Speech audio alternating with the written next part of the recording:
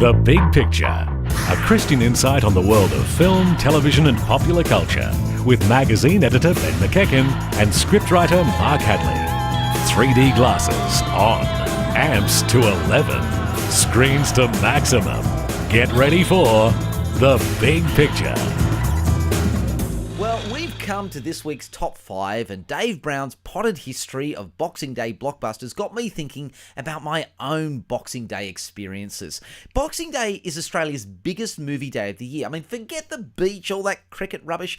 Last year, we spent $22 million on tickets on Boxing Day. Hot dog. I know, and that was a 213% increase on the year before. Is that all? I know, just a tad. And I'm generally right. Not conclusive? Generally speaking, my family is right in the thick of it. I mean, we are amongst the 4 or 5 million or so Australians who decide that Boxing Day cinemas, that's where I want to be. Oh, great. So this is the bit where you cheer us up with amazing tales of not going to see movies like Youth, but instead how joyful, a rich a time it was Not for at all. you. No. What I want to do is share with you the fact that what I've come to experience as I look back on my Boxing Day history is that most of the drama actually takes place off the screen when you're going to a box office film. So I give you my top 5 Boxing Day film fiascos, beginning with my 5th one. Thank you. WreckIt Ralph 2012. Now, this is not a bad film. This is a great film. A video game villain wants to be a hero and sets out to fulfill his dream. Great, fantastic. I had to take my family to see this. I love this film. So I went, okay, kids, we're all off to see WreckIt Ralph. Woo, and we got in there. yay. They were thrilled how we lined up. We actually bought stuff online, but anyway, don't worry. we went in, we sat down, and the film was just about to begin. And I went, oh no. This is a 3D film and we have no glasses. So How are you that family that got through the gates with, like, what? Didn't they hand them to you at the shocked online? I shocked myself. So I said, kids, wait. And I ran out. Get the film to stop. Like, run in front of the screen. Stop. I ran out. I ran to the box office and I said, quick, lady, woman, whoever you are, give me 5 sets of glasses. And she went, oh, okay, I forgot to take the glasses. Okay, got the glasses. Ran back in and I'm shoving these on our children's heads just as it's starting. And we watched, I think, 45 minutes of that film before I realised we were in a 2D screening. I'm just looking around. No one else is wearing glasses. I've spent the last 20 minutes pushing glasses back on a 5-year-old's eye saying, you'll enjoy it more, trust me. Well, anyway, that's number 5. Let's go on. The Trip in 2010 was not a Boxing Day release, but it's one of those events that happens in Boxing Day. You know, you're sitting around with a family and you think to yourself, what are we going to watch? I'm so tired and we don't want to go out. Let's watch something on the TV. And then you've got maybe 20 family members and they're all trying to work out what we're actually going to watch on the TV together.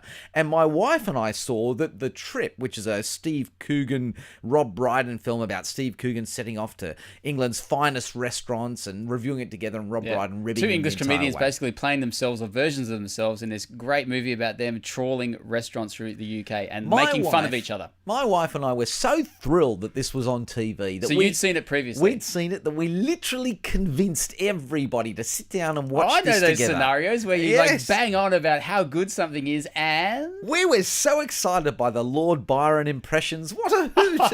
and the little snarky jokes that were made about entrees that we forgot that I come from basically a working class family. Okay, so this went over like a lead brick. We had a great time, but suddenly we got to enjoy the entire lounge room to ourselves. Happy Boxing Day. 3. But nothing like when I took my family to see Les Miserables. with your children? No. This is one of the ones that Because that would like file you as dad of the year, I think. Big like family your kids get to Les together. Miserables. Big family get together. Grandparents, they take care of the kids, and I convinced my brothers and sisters to go off with me. Let's all go see Les Miserables.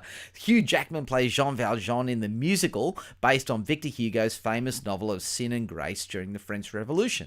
And I've by sheer force of will, moved everybody into the cinema, and we sit down, and I've got my sister next to me, and you know, the lights go down, the film starts, and Hugh Jackman sings. And 2 minutes into this 2.5 hour film, my sister says, "Is he going to be doing that a lot?" Wow. And I just, a bit more. Well, I can't believe, was this Les Miserables was after The Trip? We are Right, this happened after. How does your family continue to be talked into movies that you recommend to them on Boxing Day? We are simple folk, and we believe people when they say you'll have a good time. They must have stopped believing. Saving Private Ryan in 1998. Now, this was like close to Boxing Day release. Yeah, it didn't actually come out on Boxing Day. No, it didn't come out on Boxing Day. It was very close, though. Steven Spielberg's epic World War II film starring Tom Hanks, Matt Damon, and, of course, Neil Patrick Harris. Was he in that? Neil, What? It's funny that you should say that.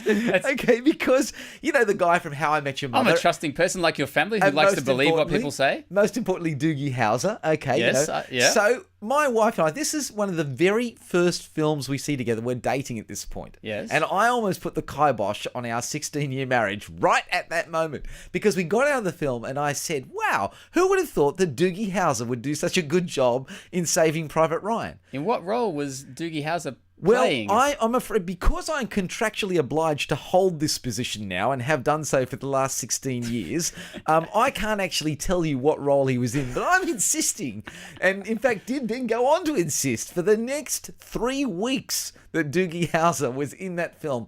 My wife now has just accepted that it is, even though we almost ended the relationship that night.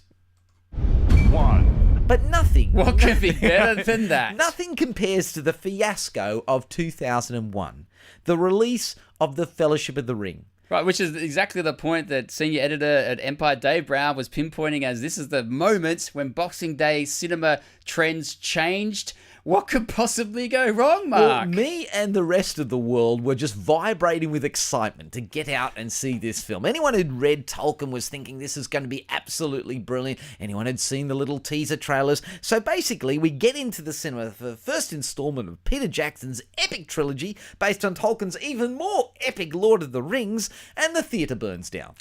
Now, it's just one of those And for the record, I don't normally snigger when people's property burns down. No, but your stories are amusing. Look, and I've gotta I'm say- amazed that you were at the cinema that burned down on Well, Boxing it was Day the- watching Fellowship of It was the the Ring. 2001 bushfires. Like, it was epic. Sydney was in its own grip. People were kind of like, you know, what can you do? Oh, I don't know. But you weren't in a forest. Like, But where we were weren't you? in a forest. It wasn't an outdoor screening. But we were sitting there watching this, and look, if you know the plot of the film, basically it comes, the real epic moment is that they're just, Gandalf says to the Fellowship of the Ring, and now we must brave the night of Moria.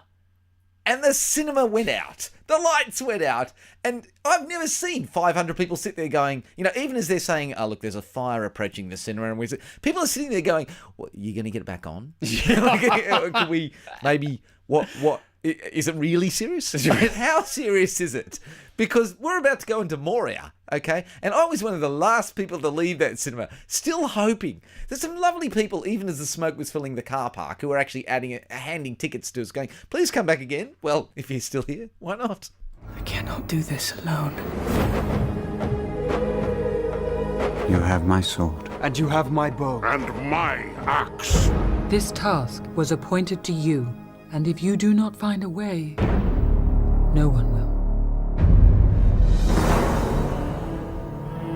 The enemy has many spies. Birds, beasts. Something draws near. I can feel it. Get off the road! Hide! Always remember, Frodo, the ring is trying to get back to its master. It wants to be found. Let us hope that our presence may go unnoticed.